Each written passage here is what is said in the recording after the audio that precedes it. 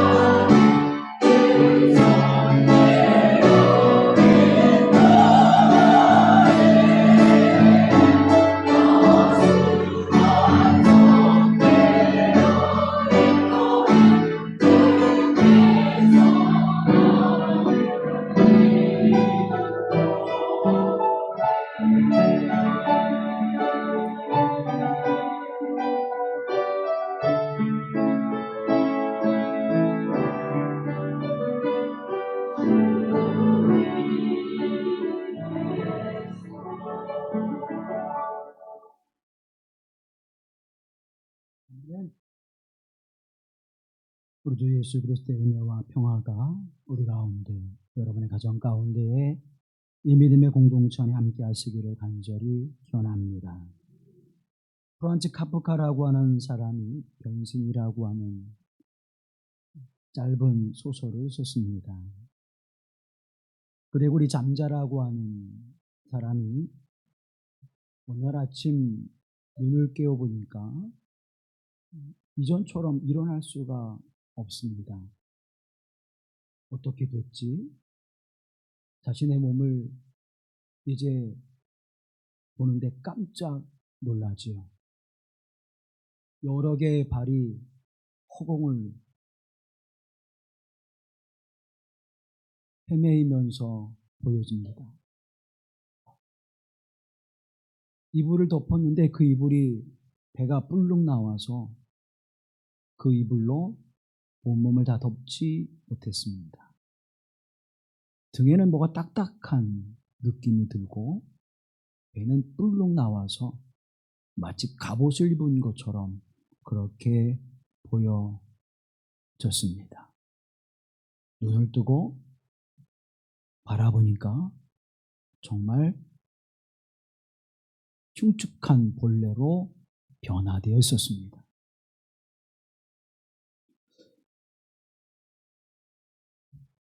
왜 내 몸이 이렇게 되어 있지? 매우 황당하고 그리고 놀라워서 어떻게 해야 할 바를 알지 못합니다. 그 모습을 바라보는 가족들은 또 어땠을까요? 그래도 가족들은 그레고르 잠자라고 하는 자신의 가족이라고 하는 것을 조금씩 인식해 가면서 그 모습을 그대로 받아들이기 시작합니다. 그러나 끝내 그가 그들과 다르다고 하는 것을 받아들이지 않고 조금씩 멀어지게 되죠. 그리고 이 그레고르 잠자는 변화되지 못하고 해충의 모습으로, 벌레의 모습으로 생을 마감합니다. 그 소설의 시작을 이렇게 시작하고 있습니다. 어느 날 아침 그레고르 잠자는 불안한 꿈에서 깨어났을 때 침대에서 흉측한 벌레로 변해 있는 자신을 발견했다. 그의 등은 매우 딱딱한 가피로 덮여 있었고 아래로는 활처럼 불룩한 거북 등 무늬의 배가 보였다. 불룩한 배 위에는 이불이 간신히 덮여 있었는데 곧 미끄러져 내릴 것처럼 위태로워 보였다. 아침에 벌레로 변한 그는 기가 막혔다. 도대체 나한테 무슨 일이 일어난 거지? 도대체 나한테 무슨 일이 일어난 거지? 여러분, 우리가 인생을 살아가다 보면 도대체 왜 이러한 일이 나에게 일어난 거지? 예고되어 있고 준비되어 있었다면 우리는 그것을 그대로 받아들이긴 어려울지라도 그래도 갑자기 이루어진 일들 속에서 만나는 우리 인생의 여러 문제들보다는 조금은 쉽게 받아들일 수 있을 것입니다. 전혀 예상하지 못했던 일들이 우리에게 벌어질 때에 우리는 너무나도 힘들고 고통스러운 시간들을 보낼 수밖에 없지요. 그레고르 잠자라고 하는 사람을 통해서 카프카 자신의 자서전적인 모습을 그려내고 있습니다. 자주성거한 아버지 밑에서 그 아버지의 기대에 부응해야만 하는 아들, 그리고 아버지를 대신하여 그 가족을 책임져야 될 부양의 의무를 가진 아들로 인생을 살아갑니다. 아버지가 원했던 대로 법률을 공부하고 그리고 이제 보험을 다루는 관리국에 취직을 해서 성실하게 하루하루를 살아갑니다. 그러면서도 그는 유태인의 모습으로 살아가지만 유태인의 정체성을 도무지 찾을 수 없는 그러한 가족과 사회 속에 살아갑니다. 지금의 체코 프라하에서 살았던 이 카프카는 언어는 글은 독일어를 사용하고 그의 생활 속에서는 체코어를 쓰고 그의 민족적인 그 근본의 본성은 유태인의 그 모습을 지향하게 되어지는 혼란스러운 삶을 살아가죠. 그래서 그에게 가족은 자기가 부양해야 될 의무를 진 그러한 사람. 끊임없이 그는 글을 쓰기를 원했지만 그러나 그 글을 쓰기를 탐탁지 않았던 아버지의 그 모습에서 많은 실망과 좌절을 경험하게 되어집니다. 처음으로 소설을 쓰고 그 책이 발간되어져서 아버지에게 책을 드렸을 때에 아버지는 그 책을 열어보지도 않고 그래 거기에 두고 가라. 그렇게 말하는 아버지의 권위 앞에 한마디도 말할 수 없는 자신의 무력감을 경험합니다. 또 유태인으로 살아가는 그 삶이 얼마나 고단했습니까? 이 카프카가 죽고 난 후에 2차 대전이 일어나게 되어지고 서유럽과 동유럽에 있었던 유태인들의 수백만 명이 유태인이라고 하는 그 이름으로 말미암아 죽임을 당하는 역사가 일어나게 되었습니다. 또 그의 삶의 모습 속에서 마치 일벌레와 같이 그는 가족을 위해서 살아가는 인생 속에서 고통스러운 삶을 살아갑니다. 그래도 글을 쓰는 그 작업이 그에게 행복이 되었는데 그가 보험관리국에 근무했었던 이유 중에 하나도 아침에 새벽 일찍 출근해서 일을 오후에 마치면 나머지의 시간을 가질 수 있었기 때문에 그는 보험국의 관리로 살아갑니다. 그러면서 글을 쓰지요. 가족과 점점점 그 동질감과 공감의 모습이 사라집니다. 돈을 벌어다주는 수단의 사람, 노동하는 기계처럼 여겨지게 되어지죠. 현실은 변화되지 않습니다. 권위를 가진 아버지의 모습 앞에 두려움을 갖고 무기력함으로 살아가는 카프카 자신의 모습이 더욱 한스럽습니다. 떠돌이에 살아가는 민족, 어디에도 정착할 수 없는 오늘날 유태인들은 부유한 사람들로 또 머리가 뛰어난 사람들로 우리에게 생각하지만 극히 일부라는 사실을 우리는 잊고 있습니다. 대부분의 유태인들은 1900년대 초에 가난한 사람들의 상징이었습니다. 떠돌이였고 어느 나라에도 정착하지 못하며 멸시와 천대를 받는 사람이었고 특히 세계 2차 대전 때에는 그저 유태인이라고 하는 이름으로 죽임을 당하고 수용소에 끌려가서 연구 대상이 되어지는 그러한 삶을 살다가 인생을 마쳤던 사람들이 유태인입니다. 그런 자신의 모습을 변화시키지 못하는 그래서 끝내 사람으로 돌아오지 못하고 죽는 이 변신의 이야기를 통하여 카프카 자신의 삶의 모습을 그려내고 있지요. 사람으로 살아가다가 변화된 것이 아니라 처음부터 해충으로 변화된 자신의 모습을 그리면서 이야기가 시작되어지고 그리고 해충으로 생을 마감하는 모습으로 이 소설은 짤막한 소설은 끝이 나게 됩니다. 사랑하는 성도 여러분, 우리는 그와 같은 삶의 모습을 인간의 굴레 또는 운명이라고 그렇게 쉽게 이야기하게 되어집니다. 그래, 인생은 그럴 수밖에 없어. 우리는 그렇게 살아온 것이 운명이고 인간의 굴레야.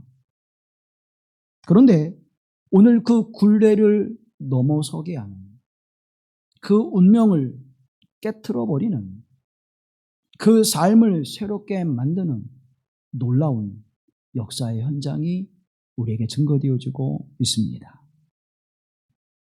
예수님께서 부활하시고 승천하신 후에 아버지의 약속하신 성령을 기다리고자 간구하며 사모했던 이들이 마가의 다락방에 모였습니다. 그곳에서 모여서 예수님께서 말씀하신 그 말씀을 붙잡고 간절히 사모하며 기도합니다. 오늘 본문의 말씀 2장 1절에 성경은 이렇게 기록하고 있습니다. 오순절 날이 이미 이르매 그들이 다 같이 한 곳에 모였더라. 다 같이 한 곳에 모여서 예수님께서 말씀하신 그 말씀을 기억하고 하나님의 성령의 임재를 사모하고 있었습니다. 오순절이라고 하는 것은 유대인들에게 가장 중요한 3대 절기 중에 하나죠. 유월절, 오순절, 수장절. 이 절기에는 유대인들이 하나님의 성전에 올라가 예배를 드리는 거룩한 절기입니다. 그래서 많은 사람들이 예루살렘을 향해서 순례길을 떠나게 되어지죠. 6월절로부터 7주가 지난 그 날을 오순절이라고 합니다. 이 6월절 이후에는 밀을 수확하는 절기입니다. 밀을 수확해서 그 일이 마쳐질 쯤 되어지는 때가 77절이고 그것이 맥주절기로 이어집니다. 그래서 하나님 앞에 감사의 절기입니다. 첫 수확을 거둔 것에 대한 감사를 드리는 절기가 77절 또는 맥주절이라고 이렇게 불려집니다. 또 우리 그리스도인들에게는 이 오순절이 성령 강림절을 기억하는 절기이기도 하지만 예수님께서 부활하신 날이기도 하지요. 자, 이와 같은 절기에 하나님의 성령의 역사하심이 나타나는 그 이유가 있었습니다. 첫 수확의 열매를 거두게 하시는 날, 성령의 역사하심을 통하여 첫 열매를 거두게 하십니다. 그리고 이제 그 풍성함이, 그 수확의 충만함이 교회 공동체를 시작하게 하시는 첫 시작을 이루시는 날이 오순절로 시작되어진다고 하는 사실입니다. 하나님의 성령이 너에게 임하시면 너희가 권능을 받고 땅끝까지 이르러 증인되리라고 하시는 그 생명을 거두게 하시는, 생명을 수확케 하시는, 복음의 열매를 거두게 하시는 역사가 이 오순절의 시작이 되었다고 하는 사실입니다. 그런데 그 시작이 어디에서요? 마가의 다락방에서 하나님의 말씀을, 하나님의 성령을 사모하는 이들을 통하여 시작이 되었음을 우리에게 성경이 증언해주고 있습니다. 그 역사가 어떻게 이루어졌는지를 2절과 3절을 통해서 우리에게 증언해주고 있는데 함께 말씀을 보시죠. 호련히 하늘로부터 급하고 강한 바람 같은 소리가 있어 그들이 앉은 온 집에 가득하며 마치 불이 혀처럼 갈라지는 것들이 그들에게 보여 각 사람 위에 하나씩 임하였더니 아멘. 이제 성령의 시대가 시작되어짐을 우리에게 증언해주고 있는 본문의 말씀입니다. 무기력하여 변화할 수 없는, 아니 변화될 수 없는 세상 속에 살아갔던 예수님의 제자들에게 놀라운 하나님의 임재를 통하여, 하나님의 영의 임재를 통하여 새로운 시대를 열어가는 그 현장이 우리에게 생생하게 기록되어져 있습니다. 예수님을 배반했던 그 수치와 모멸감이 아직 채 씻어지지 않았습니다. 무엇을 해야 할지, 아직도 예수님이 왜 십자가에 죽으셔야 됐고 그 주님이 다시 살아나심의 역사가 그들에게 어떠한 것인지 그저 놀라울 뿐이었습니다. 그리고 그들이 이 역사 속에서 내가 어떻게 살아가야 되지? 이 역사를 어떻게 내가 받아들여야 되지? 알지 못하는 제자들에게, 당황스러운 제자들에게 이 성령 강림의 역사는 그들에게 놀라운 진리의 길을, 십자가의 길을, 하나님의 나라의 길을 보여주게 하시고 깨닫게 하시는 은혜의 사건이 되었습니다. 이 사건의 첫 번째 그 모습은 바람 같은 소리가 임하였다고 말씀하고 있습니다. 바람 같은 소리. 바람이라고 하는 것은 그저 우리가 느껴지는 그러한 모습으로, 자연적인 현상의 모습으로만 기록되지 않고 성경에 끊임없이 이 바람에 대한 증언을 우리에게 주고 있습니다. 바람이라고 하는 것은 창세기에 보면 루아흐라고 이렇게 번역이 되어집니다. 이 히브리어를 헬라어로 번역해서 푸뉴마라고 번역합니다. 이 루아흐라고 하는 것은 숨, 호흡, 생기, 영 그렇게 번역이 되어지죠. 푸뉴마라고 하는 헬라어도 숨, 호흡, 생기, 영. 그래서 우리가 성령을 뜻할 때 푸뉴마라고 이렇게 기록하고 있습니다. 창세기 2장에 바라보면 하나님께서 사람을 창조하시고 그 코에 생기를 불어 넣으셨다 할 때 그 생기가 무엇입니까? 루아흐입니다. 헬라어로 푸뉴마. 창세기 1장 1절과 2절 말씀에 보면 그 루아흐를 이렇게 표현합니다. 태초에 하나님의 천지를 창조하시니라. 땅이 온돈하고 공허하며 흑암이 깊음이 있고 하나님의 영은 수면 위에 운행하시니라. 하나님의 영을 표현할 때 루아흐, 푸뉴마. 그러니까 숨, 호흡, 바람, 생기 이와 같은 것이 하나님의 영을 상징하고 있는 것입니다. 그런데 하나님의 영이 어떻게 해요? 급하고 강한 바람 같은 소리로 임하였습니다. 강한 바람, 하나님의 성령의 역사하심이 강하게 역사되었다고 하는 사실입니다. 우리가 너무나 황당한 일, 너무나 답답한 일, 너무나 고통스러운 일을 맞이할 때 우리는 어떻게 해요? 숨이 막힌다. 우리 그렇게 표현하죠. 숨을 쉴 수 없어. 그때 우리는 어떻게 합니까? 다시 호흡이 돌아와서 이제 그 현상을 파악하게 되어주죠. 너무나 고통스러운 일, 내가 감당할 수 없는 고통이 내게 임할 때 우리는 숨이 막혀 숨 막혀 살아갈 수가 없어. 우리 그렇게 표현하는데 하나님의 영이 숨을 쉬게 하시는 거예요. 강한 하나님의 바람이 불어와 숨을 불어넣으시고 그 숨을 살게 하신 하나님. 숨이 막히면 죽게 되어지는 거예요. 그 숨이 막힐 때 그냥 부드러운 바람이 불어와서 그 숨을 쉬게 할 수 없지요.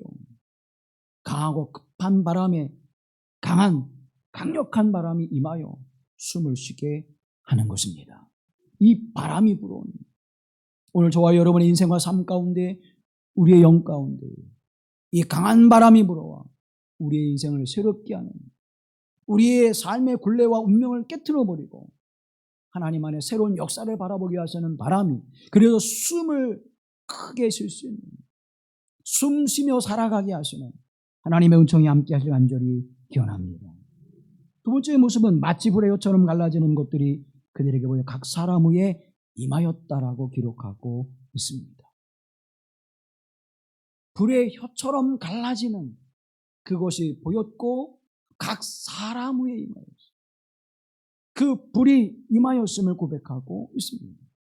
성경에서 불은 하나님의 임재를 상징하죠. 또 하나의 의미는 불은 무엇을 상징하고 있습니까? 하나님 앞에 정결함을 상징합니다. 그래서 하나님 앞에 예배를 제사를 드릴 때에 불로 태우는 번제를 드리게 되죠. 하나님 앞에 드리는 예배 가운데 가장 중요한 예배가 번제입니다. 그 번제는 모든 것들을 살라버려요. 우리의 죄를 살아버립니다. 우리의 악함을 불살라버려서 없애버리시죠. 그래서 하나님 앞에 속건제나 속죄제를 드릴 때는 반드시 번제로 드리게 되어졌고 그것을 드려진 예물을 다 어떻게 해요? 태워 없애버립니다. 우리의 죄를 다 태워 없애버려서 우리를 어떻게 하십니까? 정결케 하십니다. 하나님의 성령의 불이 임하는 것은 하나님의 임재를 상징하며 그 하나님의 임재의 상징은 우리를 거룩하게 하는 모습으로 우리를 성결케 하고 정결케 하는 모습으로 우리가 변화되게 하시는 하나님의 역사를 우리에게 나타나게 하신다고 하는 사실입니다. 그런데 이 변화된 모습은 그냥 쉽게 그냥 이렇게 하면 될까? 그와 같은 것이 아니라 강한 하나님의 역사가 임하여 완전히 퇴어버리지 않으면 그 삶의 모습이 변화를 줄 수 없다는 것입니다. 처음에 먼지가 묻으면 털면 떨어져요. 그런데 그 먼지가 쌓이고 기름과 물과 함께 본보게 되어서 묻어버리면 오랜 도록 지나면 자국이 되어지고 그 자국은 잘 지워지지 않습니다. 강한 것으로 그 모든 그 오물을, 오염된 것을 빼낼 수 있는 강한 세제가 필요하듯이 우리의 죄는, 우리의 악함은 그렇게 강한 것이 임할 때 그것을 완전히 태워 없앨 수 있는 것입니다. 적당히 해서는 되지 않는 거예요. 그래서 강한 바람이 불어오는 것이고 강력한 불이 임하여 각 사람 위에 그 불이 임하여 그것을 정결케 하는 것입니다. 그리고 4절 말씀에 보면 그들이 다 성령의 충만함을 받고 성령의 말하게 하심을 따라 다른 언어들로 말하기를 시작하니라. 아멘. 성령 충만함을 받고 성령이 말하게 하심을 따라 말했는데 그게 서로 어떻게 해요? 서로 소통하는 자들이 되었다는 것입니다. 각 지역에서 여러 나라에서 왔지만 그들이 소통하는데 아무런 문제가 없게 되었음을 말씀하고 있는 것입니다. 곧 하나님의 나라에서 함께 서로 소통케 하시는 처음 창조의 세계를 회복하시는 하나님의 역사를 우리에게 나타나게 하시죠. 지난번 뉴스를 보니까 지금 해외로 여행하는 사람들이 급증했대요. 급증하고 있다. 우리가 예전에는 잘 못 나갔죠. 물론 우리가 경제적인 여유도 없기도 하지만 우리가 언어적으로 불편함이 많았기 때문에 우리가 잘 못 나갔어요. 근데 요즘에 세계 어디를 가든지 한국말을 하는 사람들이 굉장히 많아요. 이 물건 싸, 안 비싸. 이거 성주순례 갔는데도요. 우리 집사람하고 둘이 이거 비싼 것 같은데 그러니까 뒤에서 안 비싸. 그러더라고요. 깜짝 놀랐어요. 언어가 막혀서 잘 여행이 어려운데 걱정할 필요 없어요. 이 언어가 흩어진 사건은 바벨탑 사건을 통해서 이루어집니다. 사람이 서로 하나가 되어서 하나님께 한번 대적해보자, 올라가보자. 그 탑을 쌓았죠. 지구라트라고 하는 걸 쌓아 올립니다. 네, 하나님 그걸 보시고 강림하셔서 그들의 언어를 혼잡게 하셔서 흩어보죠. 그 사건만 없었다면 영어 배울 필요도 없고 독일어 배울 필요도 없고 프랑스어 배울 필요도 없고 그냥 우리말 가지고 가서 전 세계를 여행할 텐데 괘씸한 놈들. 그때 그런 일만 없었어도 여러분, 그런데 여러분 보세요. 하나님의 성령의 임재하심이 경험되어질 때 각 나라에서 온 이들이 서로 자기의 말로 말할지라도 서로 어떻게 해요? 서로 알아듣고 소통케 하는 역사가 이루어집니다. 우리가 같은 말을 해도 어떻게 해요? 같은 한국말을 해도 어떻게 해요? 야, 왜 이렇게 못 알아들어? 답답해. 그런 경우가 많잖아요. 그런데 서로 소통케 되어지는 역사가 이루어졌음을 증언해주고 있습니다. 새로운 시대, 회복되어진 시대는 서로 소통하게 되어지는 시대입니다. 마음과 마음이 이어지는 시대입니다. 언어가 하나로 회복되어져 하늘의 언어로 살아가게 하시는 거룩한 은혜가 임하는 시대가 되었음을 말씀합니다. 그래서 하나님의 영이 충만함을 받고 성령의 말하게 하심을 따라 말하는 공동체가 되어지는 것입니다. 사랑하는 성도 여러분, 예수 그리스도를 말할 때, 하나님을 말할 때, 성령님을 말할 때 서로 다른 것을 말하게 되어진다면 우리는 믿음 안에 살아가 될 수가 없을 것입니다. 하나님의 성령의 충만함을 입은 이들이 생명을 경험하게 되어지고 하나님의 능력을 통하여 그 생기는 삶을 살아가게 하시는 은총을 누리게 하시사 이제는 정결케 되어 거룩한 자로 세워질 뿐만 아니라 서로 소통케 하신 하나님의 은혜가 임하는 것입니다. 그래서 이 교회 공동체가 귀한 거예요. 이 교회 공동체가 복된 것입니다. 우리가 이 교회 공동체 안에 살아간다고 하는 것이 얼마나 행복한 일인지를 성경은 우리에게 말씀해 주고 있습니다. 그런데 성령 충만했다고 그래요. 충만이라고 하는 것은 무엇입니까? 비워져 있는 것이 아니에요. 모자란 것이 아니에요. 가득 차 넘치는 것입니다. 그런데 이 충만함의 역사는 비워지지 않으면 채울 수 없습니다. 내 것으로 가득 차 있고 죄악으로 가득 차 있고 불평과 불만으로 가득 차 있고 탐욕과 욕심으로 가득 차 있다면 그 삶은 그 어떤 것으로 채울 수 없습니다. 그 모든 것을 태워 없애버리고 정결케 해서 비워내야만 그곳에 하나님의 영으로 채워지게 되어지는 것입니다. 내 것으로 채워지게 될 때는 우리는 무엇을 경험해요? 숨이 답답한 걸 경험해요. 인생을 살아갈 때 숨 막히는 인생을 살아가게 되죠. 내 것으로 채워질 때는 무기력함과 무능함 속에 어떤 영향력도 끼치지 못하며 살아가는 인생을 살아가게 되어집니다. 그래서 삶이 답답한 거예요. 예배를 드려도 재미가 없어요. 기도를 해도 신바람이 나지 않아요. 찬양을 드려도 기쁨이 넘치지 않아요. 왜 그렇습니까? 하나님의 성령의 충만함을 경험하지 못하기 때문입니다. 왜 그래요? 하나님의 성령이 임재하심에 충만함이 있으면 생기가 넘칩니다. 신바람이 나는 거예요. 서로 소통하는 일이 이루어지는 것입니다.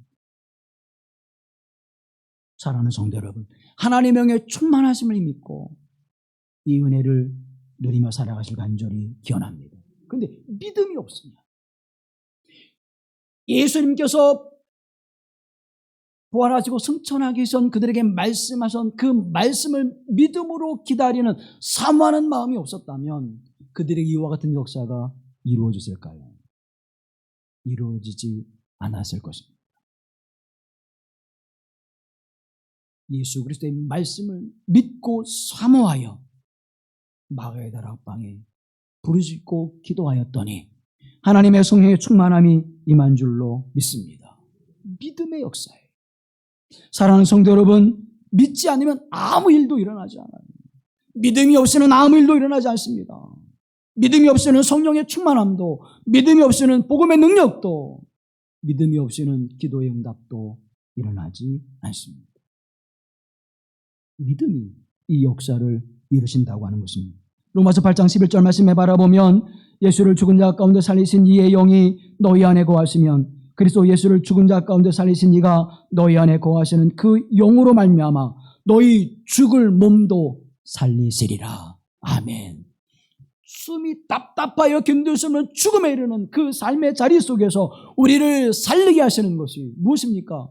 하나님의 영이 우리 가운데 임하여서 우리가 살아가게 하시는 놀라운 은혜를 베풀어 주시는 줄로 믿습니다.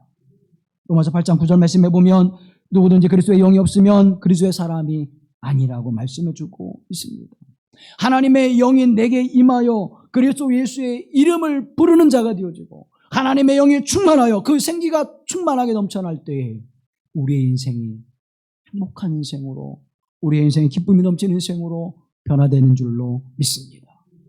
변할 수 없어서 그 모습 그대로 살다가 가족으로부터 외면을 당하고 사회로부터 멸시를 당하고 그저 혼자 외롭고 쓸쓸히 무기력하게 죽어가는 그 인생이 우리의 인생인데, 그런데 그 인생을 바꾸시는 하나님의 역사는 하나님의 성령의 은혜를 통하여 우리를 살려내시고 우리의 삶을 변화시키시고 이제는 우리의 삶이 하나님 앞에 아름답고 복된 역사의 삶을 살아가게 하시는 종으로 우리를 세워주시는 것입니다.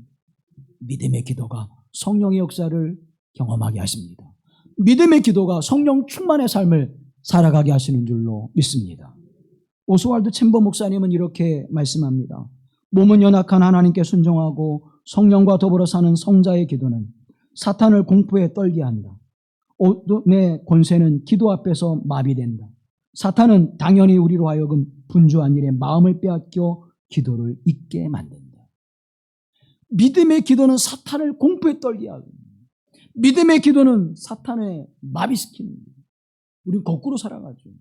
사단을 보면 오금이 쫄려서 꼼짝 못해. 어둠의 역사를 바라보면 답답하고 견딜 수 없는 무기력한 삶을 살아가고 있습니까? 사랑하는 성도 여러분, 믿음의 기도는 사단을 결박하는 것입니다. 믿음의 기도는 사단을 마비시키는 것입니다. 믿음의 기도는 사단의 권세로부터 하나님의 능력으로 그 사슬을 끊고 자유함을 누리게 하시는 것입니다. 그들이 한 마음 한 뜻으로 힘써 하나님 앞에 기도하였더니 이와 같은 역사가 일어난 줄로 믿습니다. 사도행전 2장 이후의 말씀을 바라보면 저들이 뭐에게 힘쓰고 무엇했더라? 기도했더라.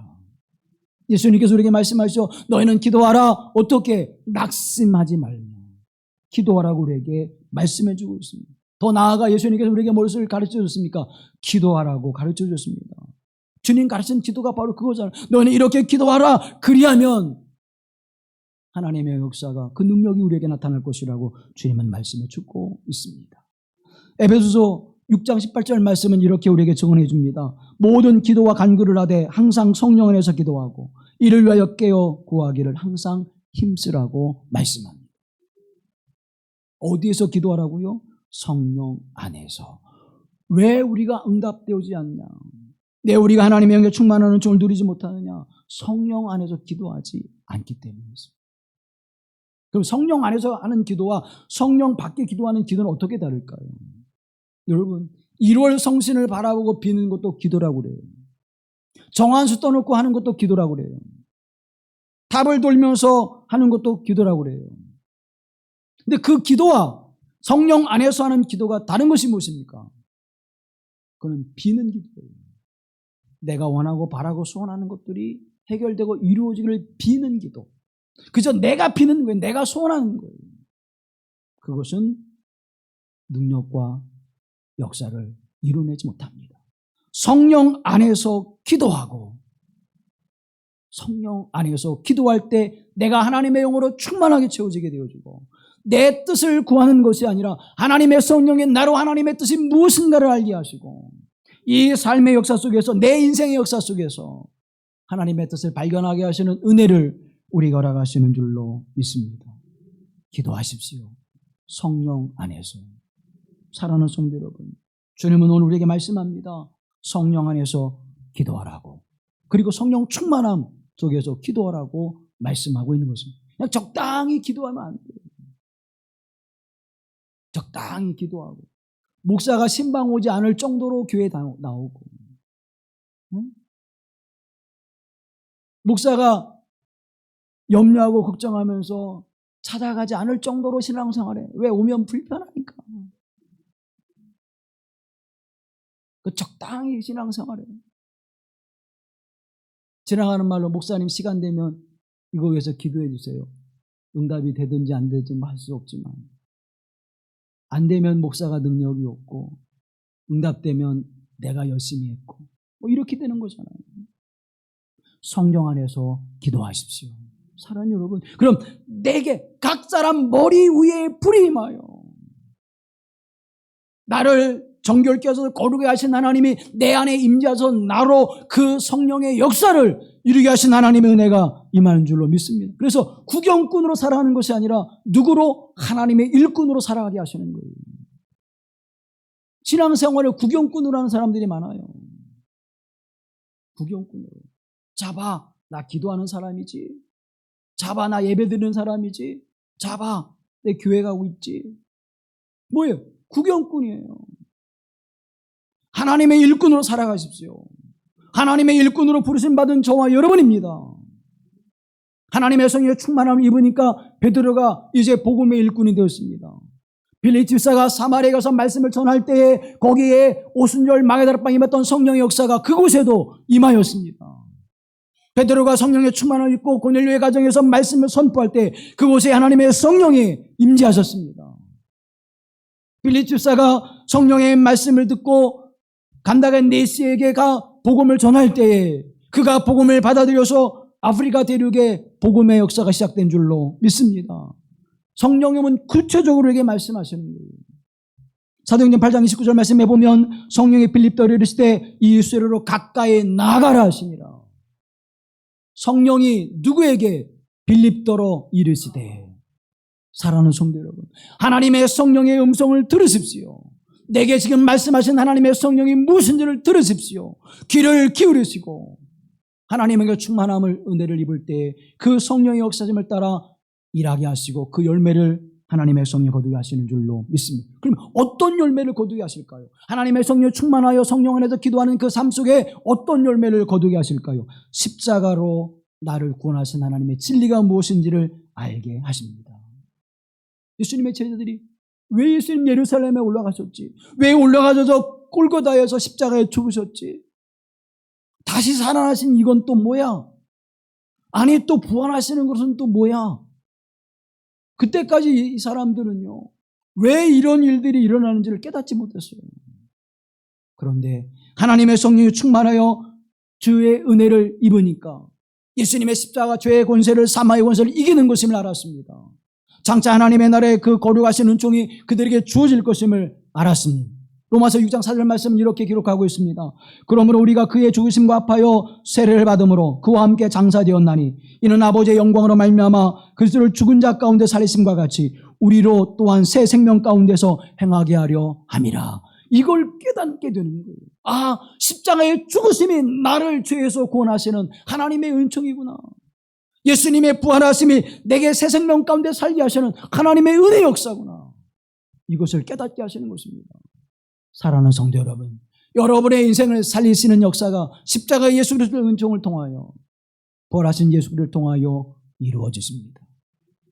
인생을 살아갈 때 답답하고 숨막히고 견딜 수 없는 그 삶의 모습이 여러분에게 다가올 때 하나님의 성령의 급하고 강한 바람같이 불어오는 역사가 임하기를 간절히 기원합니다. 불이 여같이 갈라져 여러분 머리 위에 임하는 하나님의 역사가 임하기를 간절히 기원합니다.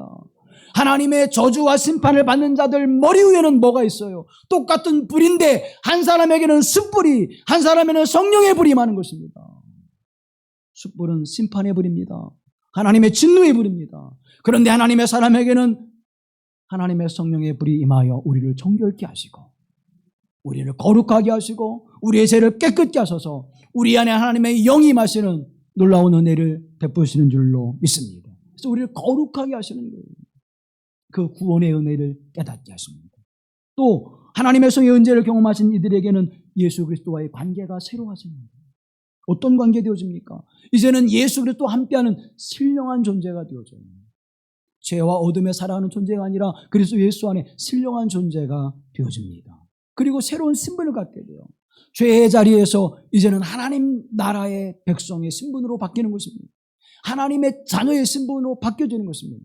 예수 그리스도와 함께 상속받을 자로 저와 여러분의 신분이 바뀌는 줄로 믿습니다. 그 은혜를 통하여 우리의 성품이 어떻게 해요? 예수 그리스도를 닮아가는 성품이 되어지는 것입니다. 내 모습을 가지고 살아가다가 이제는 예수 그리스도의 성품으로 우리의 삶의 모습이 변화되어지는 것입니다. 로마서 8장 9절로 11절 말씀을 교독합니다. 만일 너희 속에 하나님의 영이 거하시면 너희가 육신에 있지 아니하고 영에 있나니 누구든지 그리스도의 영이 없으면 그리스도의 사람이 아니라.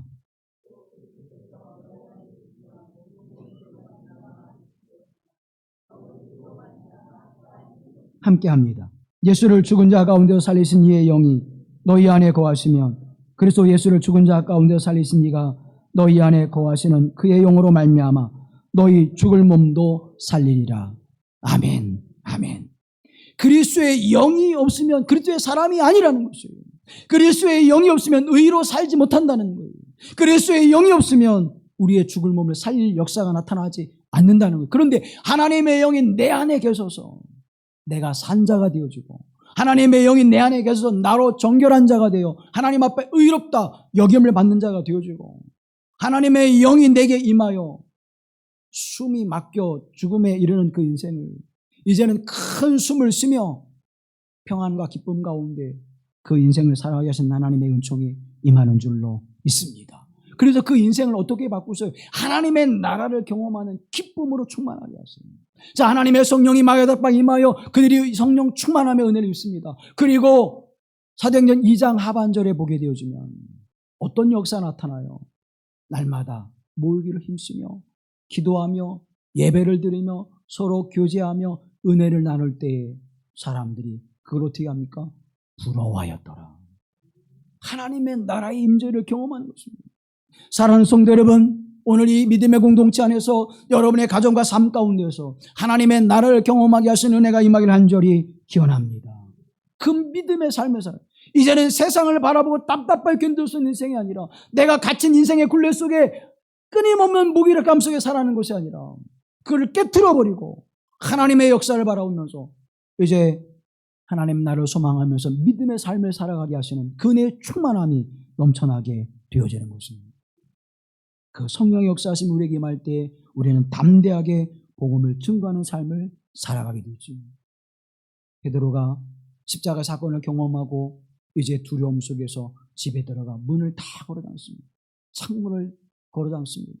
문을 닫고 그 안에 있었지만 하나님의 성령의 충만한 은혜를 입고 나아갈 때에는 어떤 역사가 일어납니까? 관원들 앞에 나가서 담대하게 그를 때리고 옥에 가뒀던 관원들 앞에서도 예수님의 십자가와 부활을 증거하는 복음의 증인으로 하나님 앞에 담대히 세워졌습니다. 십자가에 못 박히신 예수 그리스도가 바로 너희들이 죽인 예수 그리스도다. 그들을 향하여 담대하게 복음을 선언할 수 있었고 예수 그리스도의 이름 외에는 구원할 자가 없다라고 그들에게 증거하는 삶을 살아가게 되었습니다. 사랑하는 성도 여러분, 내가 하나님의 성령의 충만함의 요청을 입지 않으면 복음에 증인된 삶을 살아갈 수가 없는 것입니다. 왜요? 두렵기 때문에. 왜요? 염려하기 때문에. 왜요? 숨이 막혀 답답하기 때문에. 내가 먼저 살아야지. 그 생각이 우리 생각 속에 가득 차는 거예요. 그런데 하나님의 성령의 바람이 생기가 불어넣어질 때 우리는 숨을 쉴 수 있게 되어지는 것입니다. 인생이 무기력하고 답답함 속에 있습니까? 숨을 쉴 수 없는 고통스러운 인생 속에 있습니까? 질병의 문제가, 인생의 문제가, 가족에 있는 삶의 문제들이 숨을 쉴 수 없을 만큼 답답한 삶의 모습이 있습니까? 하나님의 성령을 사모하십시오. 하나님의 성령의 충만함을 사모하십시오. 저들이 모여 전혀 기도에 힘쓰니라. 그냥 주시면 감사하고 안 주시면 말고요가 아니라 주님 내게 주시옵소서. 주 다윗은 예수여 당신이 나를 깨끗게 하실 수 있나이다. 당신 외에는 나를 정결케 할 수 없습니다. 주님 그 부르짖음에 응답하시고 그가 깨끗함을 입고 돌아간 줄로 믿습니다. 맞습니다. 개도 주인의 상에서 떨어지는 부스러기를 먹습니다. 내게 그 부스러기 은혜를 주십시오. 사랑하는 성도 여러분, 부스러기의 은혜가 그 여인의 딸을 고친 줄로 믿습니다. 어디에서 부스러기의 은혜가 임하는데? 그런데 하나님은 저와 여러분 어떤 자로 세우셨습니까? 하나님의 자녀로 부르심을 받았습니다. 하물며 하나님의 자녀들에게 하나님의 은혜를 부스러기처럼 내려주실까요? 하나님의 충만한 은혜를 힘입으십시오. 주께서 우리를 향하여 놀라운 역사를 이뤄내실 줄로 믿습니다. 적당히 기도하지 마세요. 대충 기도하지 마세요. 하나님 앞에 힘써 기도하십시오. 내가 힘써 기도할 수 있는 것은 하나님의 성령의 충만함을 입을 때에 내가 성령 안에서 간구하고 기도하게 하시는 하나님의 은혜와 역사하심이 나타나게 된 줄로 믿습니다. 그때 하나님이 어떻게 역사하십니까? 제자들이 길을 가다가 앞을 보지 못하는 사람을 만납니다. 주님, 이 사람이 부모의 죄 때문에 앞을 보지 못합니까? 저가 가지고 태어난 죄 때문에 앞을 보지 못하는 것입니까? 그때 예수님 이렇게 말씀하시죠. 부모의 죄도 그 사람의 죄도 아니다. 하나님의 일을 나타내시기 위하여. 하나님의 일을 나타내시기 위하여.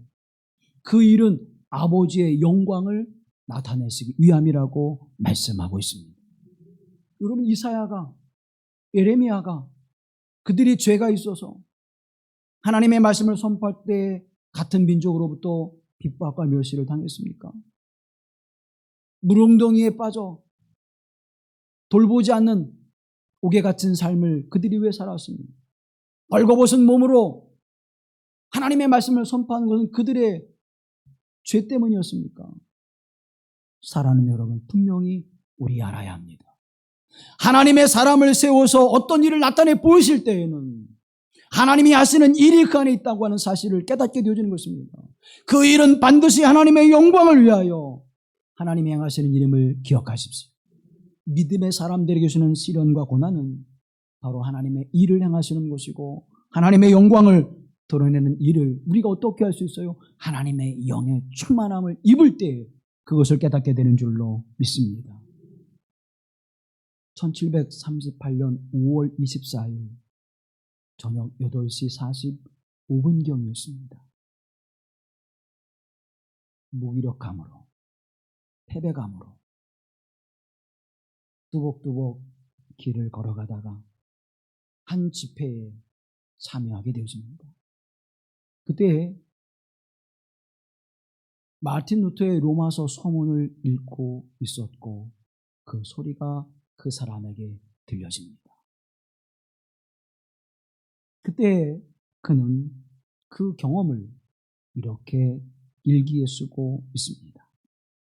그때 나는 내 마음이 이상하게 따뜻해지는 것을 느꼈다. 나는 내가 그리스도를 신뢰하고 있으며 구원을 위해 그리스도만을 믿고 있음과 내 죄를, 아니 내 죄까지를 다 거두어 가시고 나를 죄와 죽음의 법에서 구원하셨다는 확신을 얻었다. 하나님의 성령이 그에게 임재하심을 경험하게 되었습니다. 경건하게 살려고 애썼습니다. 말씀의 사람으로 살아가려고 순종하려고 노력했습니다.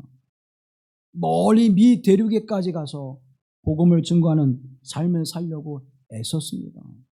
그런데 거기에 주어진 열매는 패배감, 배신감, 무기력함, 절망감이었습니다.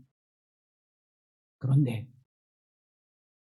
이날 하나님의 영의 임재를 경험하고 나서는 그가 달라졌습니다. 구원의 확신을 갖게 되어지고 예수 그리스도를 신뢰하게 되어지고 죄와 사망의 권세에서 나를 건져주신 하나님의 은총이 어떠한 것인지를 고백하게 하셔서 그가 복음의 열정적인 삶을 살아가게 되었습니다. 그 후 50년 동안 매일 새벽 4시에 일어나서 하나님의 말씀을 전하는 자가 되었습니다. 매일 32km 이상 다니면서 복음을 증거하는 사람이 되었습니다. 그가 그 인생을 살아가면서 지구를 약 12바퀴 정도의 그 거리를 다니면서 복음을 증거하는 사람이 되었습니다. 그가 존 웨슬리입니다. 사랑하는 성도 여러분, 그를 통하여 영국이 새롭게 되어지고 그를 통하여 미 대륙에 하나님의 말씀과 복음이 증거되어지고 그 복음의 은혜를 입고 회심한 사람들이, 그 복음의 은혜를 입은 사람들이 아시아에 생명을 걸고 복음을 전유하는 선교사들이 이 땅에 와서 그들의 삶을 하나님 앞에 드렸던 놀라운 역사가 그 일을 통해서 시작이 되었습니다. My heart strangely warmed. 따뜻한 하나님의 성령이 임재하셨다. 따뜻한 하나님의 성령이 임재하신 그 열매만으로도 이 놀라운 역사를 이뤄냈는데, 사랑하는 여러분, 오순절 마게다 앞방에 그 역사가 우리에게 임하기를 사모하십시오. 존 웨슬리에게 임한 그 따뜻한 하나님의 성령 임재를 사모하십시오. D.L. 무디에게 임한 하나님의 영의 임재를 사모하십시오. 로버트 하디의 마음을 움직여서 새롭게 하신 하나님의 성령의 임재를 사모하십시오. 성령의 놀라운 역사가 여러분의 삶과 인생 가운데 이 믿음의 공동체 안에 열매를 맺게 될 줄로 믿습니다. 그 성령을 사모하십시오. 그 은혜를 사모하시고 숨쉬는 사람, 생명의 기운을 불어넣는 사람, 하나님의 은혜에 충만한 삶을 살아가시기를 간절히 기원합니다. 자비로우신 아버지 하나님, 이 믿음의 공동체에 또 이곳을 출입하는 모든 이들 위에 하나님의 급하고 강한 바람이 불어 임하게 하옵소서. 그 생기가 불어 넣어지는 역사가 임하게 하옵소서. 불이와 같이 갈라지는 놀라우신 하나님의 은총이 저들 머리 위에 임하게 하셔서 이제 하나님의 나라의 언어로 말하게 하시고 서로 소통하며 성령의 역사를 이뤄가게 하시는 복되신 은혜가 임하게 하옵소서. 우리를 구속하여 함께 하신 예수 그리스도의 이름으로 기도하옵나이다. 아멘.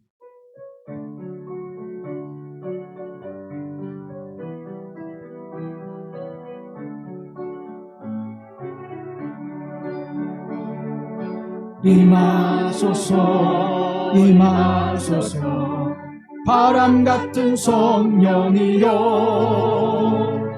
에스겔의 골짜기에 불어닥친 생명바람, 오순절 날 다락방에 말씀으로 임하시며 나의 영을 사로잡아 새로 나게 하옵소서. 임하소서 임하소서 불과 같은 성령이여 불의 혀로 임하소서 진리 알게 하시옵고 불세례를 베푸시어 죄의 뿌리 소멸하사 거룩하고 깨끗하게 변화시켜 주옵소서